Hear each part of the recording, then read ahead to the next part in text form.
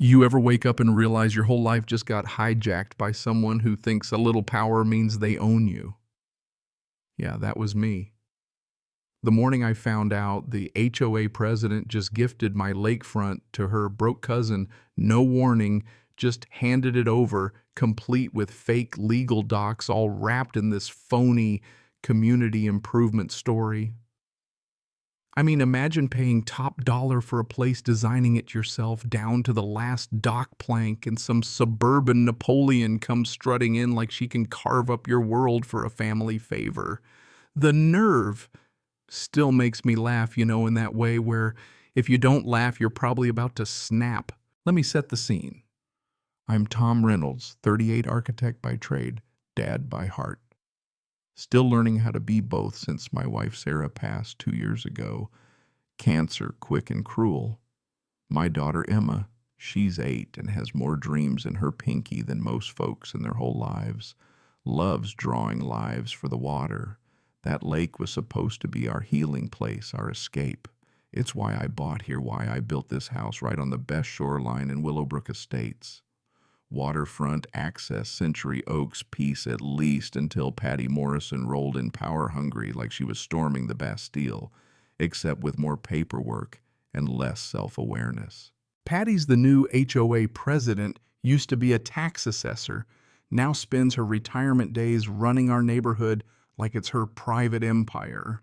Enter her cousin Linda Hartwell, recent widow, bankrupt after medical bills, suddenly living large in a place she couldn't have sniffed before. And let's not forget Ron Peterson, 60 city clerk veteran, knows HOA rules better than anyone and more importantly hates a cheat. Life here used to be slow mornings, coffee on the dock, Emma sketching her future water park. But with Patty in charge, the rules started coming faster than weeds in July, grass length to the inch. Wind chimes banned permits for every little thing, and suddenly half the enforcers are Patty's family or golf buddies pulling down more cash than the mayor. If you blinked, you'd get fined. Me. My grass was too tall, $150. Emma's paper boats contaminated the lake. Even the wind chimes Sarah left us had to go. It's about community standards, Patty would say, grinning like she invented the phrase. Then Linda showed up with all the subtlety of a freight train. Brand new furniture designer, everything. And on day 2, a construction crew starts digging, no permits, no HOA notices, just building like they own the place. By the 3rd day, there's a $10,000 water slide standing right in what used to be our lake access. Emma saw it, and her face just lit up. "Daddy, can I try it?" And Linda stone cold tells her, "This is private property, little girl. Go find somewhere else to play." Broke my heart, not gonna lie. Now my architect's eye is seeing red flags. That foundation's on our side, no permits posted, safety hazards everywhere. But Linda's waving around this temporary usage grant from the HOA, a gift of community lakefront access. She says as if saying it enough makes it true. Patty tells me the community voted Tom. It's all above board. You barely use it anyway. Uh-huh. Except I never got a vote, and the so-called legal paperwork looks like it was made in PowerPoint. So I dig in, literally and legally. The more I check the faker, it looks wrong.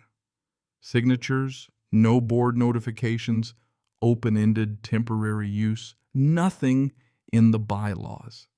Patty keeps pressing, threatens fines for disrupting harmony, warns me that my resistance to progress will be handled. You know that feeling when you realize you're not just dealing with pushy neighbors, but a full-on racket. Yeah, that's when I started recording everything. Turns out while Patty's running her improvement campaign, she's also handing out high-paying HOA jobs to her own people, fining anyone who complains, and letting her cousin steal lakefront access from right under my nose. But the kicker, Linda's construction isn't just in the common area, it's 8 feet into my deeded land. That's theft, not overreach. I call a neighborhood meeting. 15 people show up, including Patty, Linda, and the rest of the peanut gallery. I walk them through the whole scam: permits, missing property lines, crossed board signatures, forged fake emergency resolutions that sound official but are basically word salad.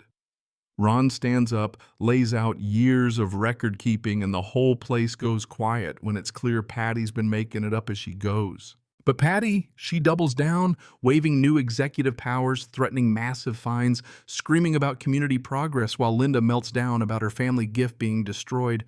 The crowd is split. Some want to just keep the peace. Others quietly admit they've been scammed too, but are too scared to say it loud.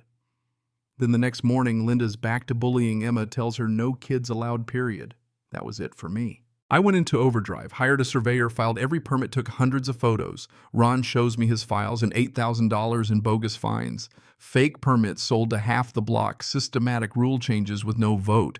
This wasn't about my land anymore. It was a full-blown con. So here's where my real revenge started. Next day at dawn, my crew arrives with city permits in hand, marking every inch of my property line. We build a 6-foot privacy fence with surgical precision right through Linda's slide, her tiki bar, even the fancy speakers she installed. Half the slides on my side, half on hers. Her outdoor setup goes from resort chic to postmodern disaster. The neighborhood crowds around to watch. Some folks clap, others laugh. Patty calls the police, who check my paperwork and shrug. Inspector comes, says I'm good. Linda in her robe shrieks that I'm destroying her gift. I sip my coffee and just smile. On my property with my permits. Have a nice day. By afternoon, word spreads like wildfire. Teenagers live stream it. Mrs. Stanley, who got fined for roses, hugs me and cries. The fence becomes a local legend.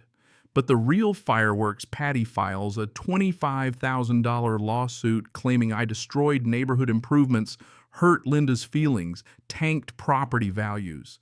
The documents go on and on about family gifts and community benefit. My lawyer's blunt, Tom, this could wipe you out if you lose. Honestly, I almost caved. Watching Emma draw, seeing her worry I might lose our house. I thought maybe I went too far. But then Ron digs deeper. Turns out Patty's been pulling this scam for years. Other neighborhoods, same pattern, targeting anyone who pushes back, selling fake permits, running up fines, bullying anyone who stands in her way. With Ron's files, we discover the full pattern. Thousands skimmed rules, bent threats made. We gather neighbors, share stories, organize, and suddenly it's not just me on the line, it's the whole community. Court day comes.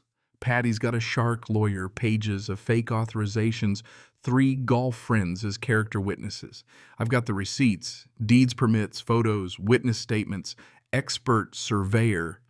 Ron blows the case open with audio of Patty selling fake permits, threatening residents, laughing about how easy it is to scare people into paying. Linda, under pressure, admits everything she was desperate. Patty convinced her they planned to take over all lakefronts using family gifts and squatters' rights. Patty's master plan: auction off the shoreline, one gift at a time, all for profit. The judge doesn't need long. Patty and Linda lose everything. Patty's out as president, ordered to pay restitution and legal fees, banned from any HOA leadership forever. Linda has to demolish her slide and pay damages. Our community votes Ron in as new president, transparent, fair, records public. Patty moves away, broke and disgraced, and Linda, to her credit, apologizes to me, and Emma brings art supplies as a peace offering before leaving for good. 6 months later, the lake is back to its natural beauty. Emma's got her dock rope swing a beach for the neighborhood kids. The fence stands. The Great Wall of Justice and property values go up because, as the realtors say, here we don't tolerate nonsense. The story goes viral. I end up helping other homeowners across the country fight back against crooked HOAs, sharing what I learned, build the wall, document everything, never let a bully tell you what you own. You know, some folks think fences divide people. But the way I see it, sometimes they protect what matters: family fairness, the right to enjoy your own home in peace. That's the real lesson. So tell me, where do you draw the line? How far would you go to defend what's yours? Comment below, share your craziest neighborhood battle, and let's remind these HOA tyrants some of us build more than just houses. We build justice one fence post at a time.